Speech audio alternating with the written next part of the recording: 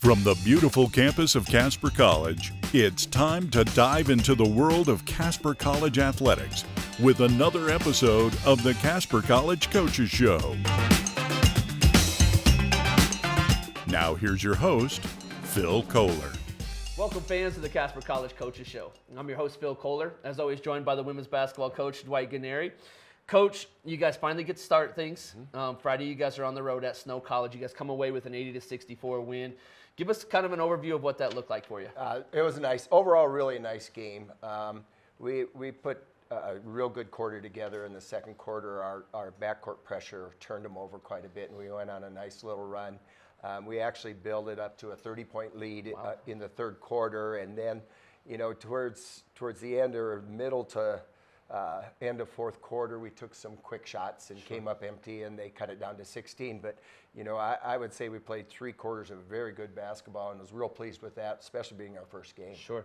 Irie Fernandez-DeCayla leads the way with 17 points. She had 7 rebounds. Coming off the bench, how important is it to have those sophomores step up in that first game especially? Tremendous. They have the experience, and Irie did come off the bench and gave us a good spark. We did that last year with Jocelyn. She was probably our leading scorer last year, and we would bring her off the bench, and we never missed a beat when we started subbing and stuff. But Irie's had a great fall. I think we talked in our last coach's corner that she was one that I thought really made a big step this year from freshman year to sophomore year, and she actually had 2 really good games. Sure. So you also get Logan Alvaro, returner, with 10 points. Couple of freshmen, Andy Schisler adds 14 and Lutza Axe with 11. Talk about the performance that they had. I think, our balance was really good. Sure. I think we have 6 or 7 kids that can give us double figures on a given night. I don't know if any of the ones that you mentioned or any of the ones that didn't make it will average that on the season. Sure. But it is always nice to have more than 1 scorer or 2 scorers, and so I loved our balance there. I think Logan will be consistent there, and Lutza has made some great strides again this fall and stuff, and Andy as a freshman, I do think she's going to be a consistent scorer too. So, I think those stats will improve as the year goes on, and I think we'll have others that will join that mark. Yeah. You guys win the rebound battle by 8. I know last year we spent a ton of time talking about how important those extra possessions are. How important were those extra possessions on Friday night? Very important in both. We talk about possessions, and that's winning the rebounds, sure, and then also winning the turnovers. And we were a plus in both of those categories, and that's why I kind of come away from that game feeling really good about how we played, because those are 2 key stats. Absolutely. So, with that, there's also an element to putting the ball in the hoop. You guys hold them to under 40% from the field. You hold them to under 25% from 3. We spent a lot of time talking about that buy-in on the defensive end. How did that look on Friday night? Real good. It really, again, I think the first 3 quarters, I couldn't tell you exactly what we held them to point-wise, but their big quarter was in the fourth quarter, and we put 3 good quarters of defense, not just in the backcourt with our press, but also in the front court, and we rebounded really well there. So I was real pleased with where our defense was. So then Saturday night, you guys move in. You play Utah State Eastern at Snow College again. So it's a neutral site, but again, a really good basketball team in Utah State Eastern. We talked about it last week. You guys fall by 5. Give us kind of an overview of what that looked like. Real good program, very well coached, like we talked last week, and they were preseason number 22, and rightfully so. Sure. I think they're going to compete in Region 18. Very balanced, good interior play. Their post player had 17 rebounds on Friday night against Western Wyoming, and 10 of those were offensive rebounds. Ooh. So that was definitely a focus for us. Sure. Good guards. The game was back and forth. I think we trailed by 1 at halftime, and it was close throughout. And then they had hit 2 threes. They had a player that hit 2 kick-out threes that pushed their lead to 7. We come back, claw back. I think we take a 1-point lead on an Irene free throw, and then one of their freshman wings, who is a very good 3-point shooter. The first 2 were kind of a surprise to me. She was a sophomore that wasn't expecting back-to-back anyway. Yeah. And then the freshman guard hit 2 threes that, put them back out in front, and then down the stretch we were within a possession but didn't score, and then they had a chance. But I was very pleased. Sure. I think we could play each other 5 times and it would be 3-2. Yeah. And very, very good game for us to get better at. Sure. And you never like coming out of that with a loss. But at the same time, what a great opportunity for your kids to be in a situation where they're playing a back and forth game in the fourth quarter, because you know you're going to see it a lot this season. And I talked to the team about that right after the game. I'm coming away with that game with a lot more positives than negatives. Sure. And the whole weekend, there were way more positives than negatives. Obviously, things that we can work on, and that will be the story in March. Sure. But real pleased with the opening weekend on the road. So you come away, you talk about this gal from USUE who's a big post player. Your post player, Lutza Axe, comes away with 17 points on Saturday night. Talk about what her development's been like as a freshman so far. We've really liked her, but I thought this weekend I don't know if I want to use the word surprise, but she really stepped up. Sure. And, we were thinking about, her being a 15 to 20 minutes. We have two other players that can play inside, but she just really went out there and performed well. And getting back to the rebounding situation from USU's post player, our post collectively held her to 5 rebounds and 2 offensive rebounds. So that was one of our challenges. And not only did Lutza play a big role on the offensive side, but she did a great job on the rebounding. Yeah. And Irene also adds 10 points and 9 rebounds. She slides into the starting lineup Saturday. How nice is it to have that versatility, to have a kid that, it doesn't have the ego to worry if they're starting or coming off the bench? Very much so. And we have several others. I could mention Anna Cheney and Angela Astorga. Sure. Both of those have the experience and have had good enough falls where they've played consistently to be in our starting lineup. And so we can go a little bit matchups, and we can also, who's got a chance to keep us consistent offensively coming off the bench. So it is a luxury to have 2 or 3 people that can flex in and out of the starting lineup. Sure. Well, and talking about that ego, you get a chance to play 13 gals on Friday night. You play 12 on Saturday. How important is it for you to have that, number one, depth, but also the opportunity to see kids play against somebody else, somebody that's not in practice? It is. It's first of all, it's a challenge because you do want to get as many kids in the game as possible because of they work hard and they want that opportunity. I'm not ignorant to that. Sure. That's what they would like.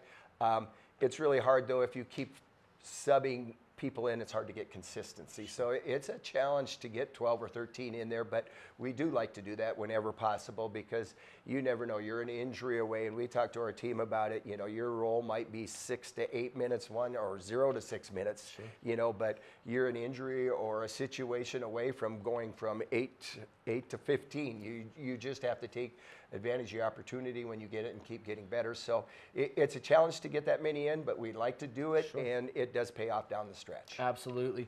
So, and Coach, we like to harp on the positives quite a bit on this show, but we're also realists. You guys lose a 5-point game, and you shoot 9 of 19 from the free throw line.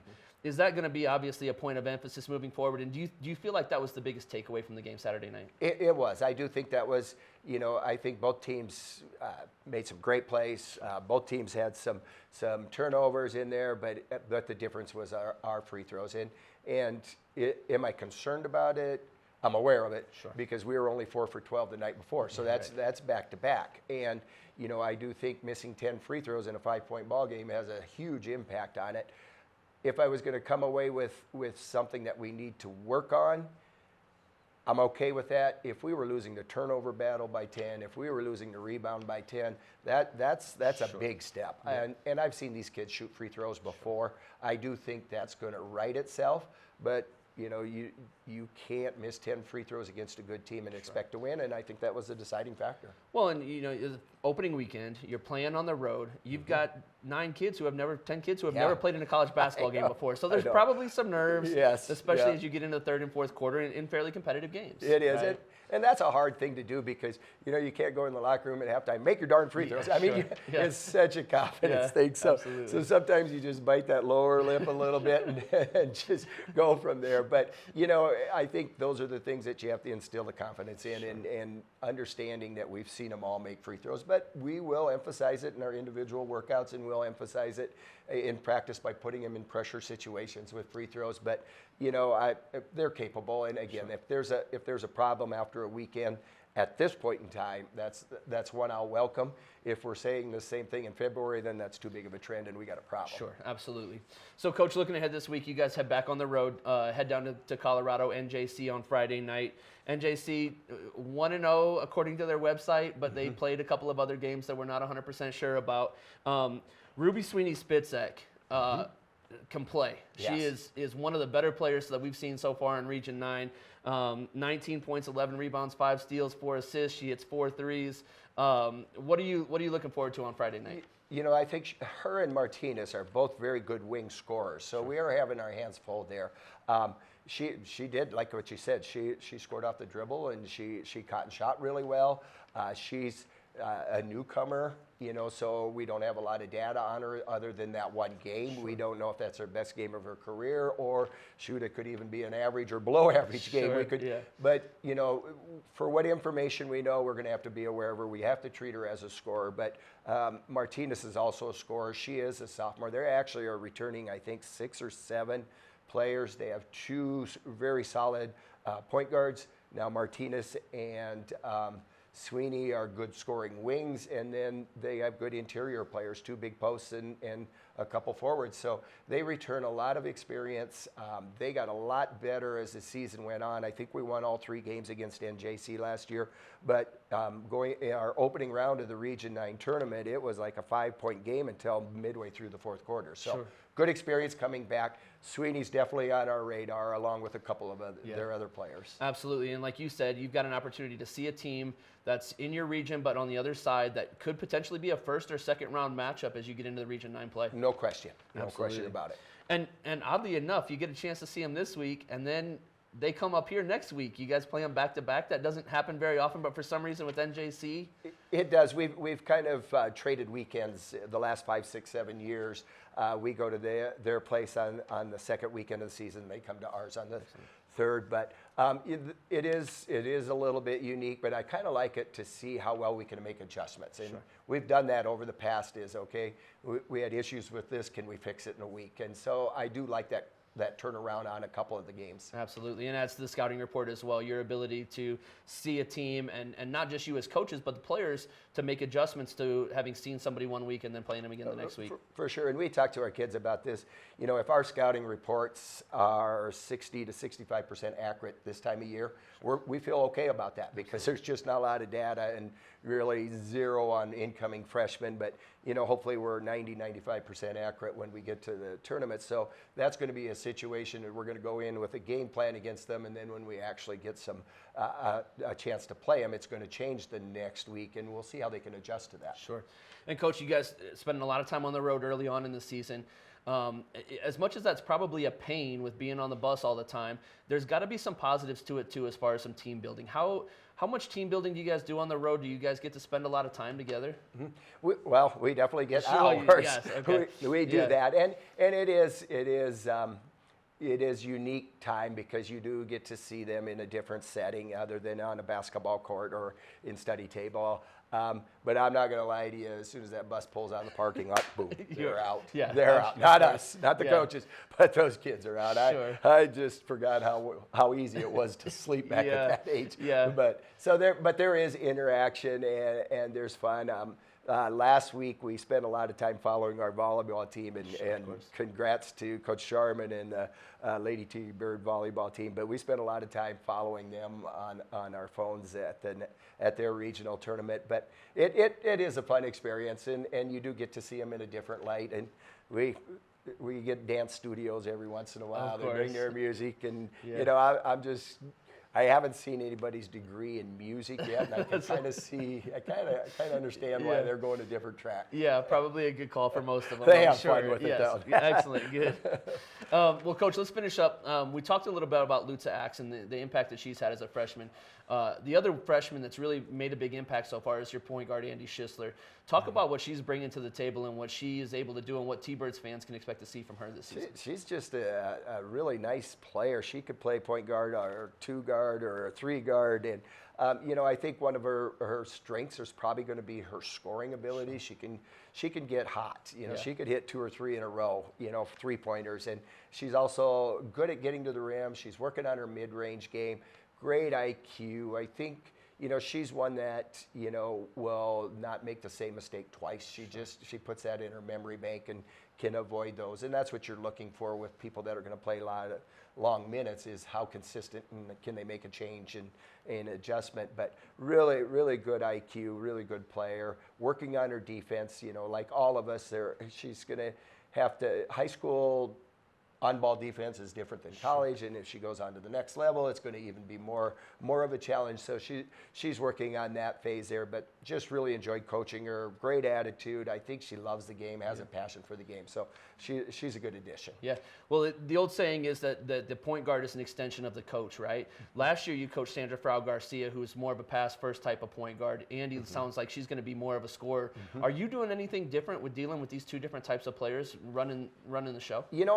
Our whole point guard situation is quite a bit different. We have multiple players that will be in there, and nobody is really, the first thing that we have to do is have our point guard have the ability to handle good on-ball pressure and get us into the offense if we need to. And we're still searching on who is that individual that when we get against great defensive teams, doesn't have any problems getting that first pass or getting us into the offense in there. So we're actually, Andy has played a lot of point guard position. Adama has played a lot of point guard. We have Jada Clarkson from Montana, Shenya Fabregas from Spain, Sayu, San Francisco. They're all point combo guards in there. And so although Adama and Andy have logged most of the minutes and probably will log most of the minutes going forward there, we have other options. And, it's still a little bit of work in progress. We had Sandra Frau Garcia there, and unless she was on the bench, she was the point guard.